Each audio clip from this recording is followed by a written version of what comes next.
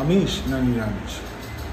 এ প্রসঙ্গে একটা কথা বলে রাখি যে আমাদের শরীর প্রকৃতি যেভাবে তৈরি করেছে তাতে আমাদের শরীরের পক্ষে নিরামিষ খাবার আমিষ খাবারের থেকে বেশি উপযুক্ত।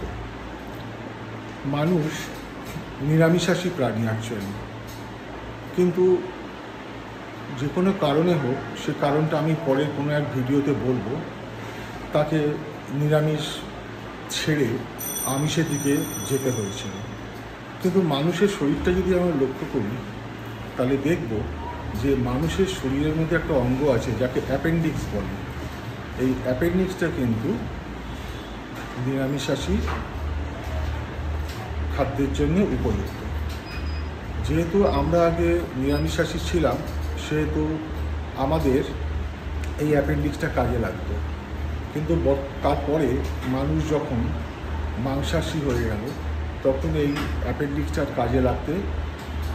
কাজে লাগাটা বন্ধ হয়ে গেল এবং আস্তে আস্তে সেটা একটা লুপ্তপ্রায় অঙ্গ বা ভেস্টিজিয়াল অঙ্গে পরিণত হলো।